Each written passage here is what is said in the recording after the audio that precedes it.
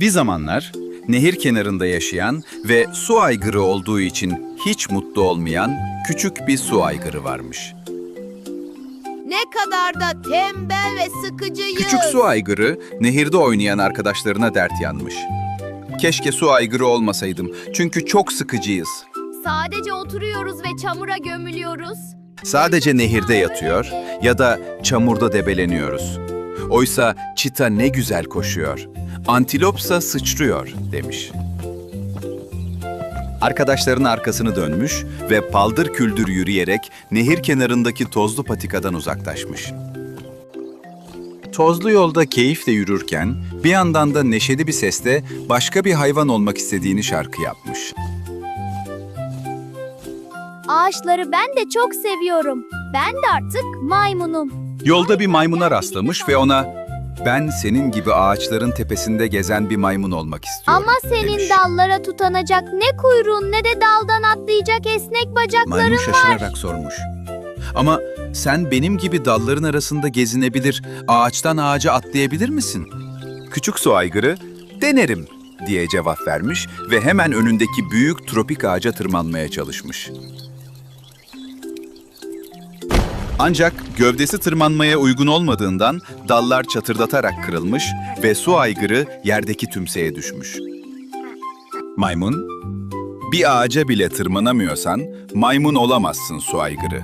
deyince o yine "Bana su aygırı deme." demiş. Hava daha da ısınmış. Su aygırı yürürken yine şarkı söylemiş. "Keşke gökyüzünde özgürce uçan bir kartal olsam." Gökyüzündeki kartal seslenmiş. "Ama sen masmavi gökyüzünde kanat çırpıp bulutların arasından süzülebilir misin?" Su aygırı, "Denerim." diyerek bir yokuştan aşağı hızla koşmuş ve uçmak için kendini boşluğa doğru fırlatmış. Vücudu uçmaya uygun olmadığı için havada kalamamış ve büyük bir gürültüyle toprağa yüzüstü düşmüş. Güm! Kartal süzülerek, "Uçamıyorsan kartal olamazsın." demiş. Su aygırı ise canı yanarak, "Bana su aygırı deme." diye bağırmış. Senin gibi olmak ne eğlencelidir. Güneş her yeri yakarken su aygırı yolda kuyruk sürene rastlamış ve "Senin gibi bir kuyruk süren olmak istiyorum." demiş. Kuyruk süren, "Peki benim gibi hızlıca koşup toprağa kazarak derin çukurlar açabilir misin?" diye sormuş. Su aygırı toprağa kazmaya çalışmış ama kalkan toz bulutu yüzünden kocaman hapşırmış. Hapşu!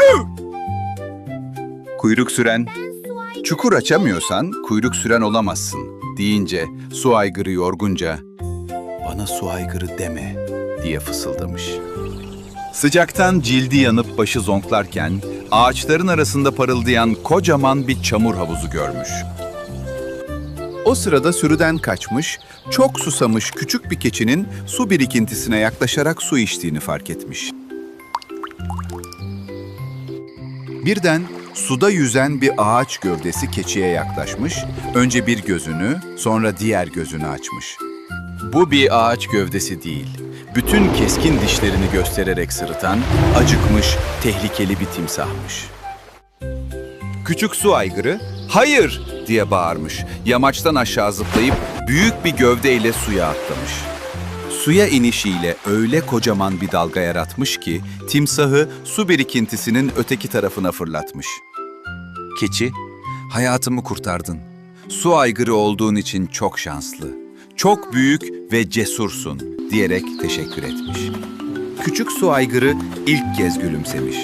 Su aygırı olmak artık ona çok güzel gelmiş ve neşeyle evine doğru koşmuş. Sonunda nehre ulaşmış, koşarak kocaman gövdesiyle suya atlamış. "Foşurt!" diyerek çok ama çok serinlemiş. Başkası olmaya çalışmak zarar verir. Kendi yeteneklerimizi ve gücümüzü fark etmekse bizi her zaman eşsiz kılar. Mutluluğun sırrı başkalarına özenmekte değil, kendimizi olduğumuz gibi kabul edip kendimizle gurur duymaktadır.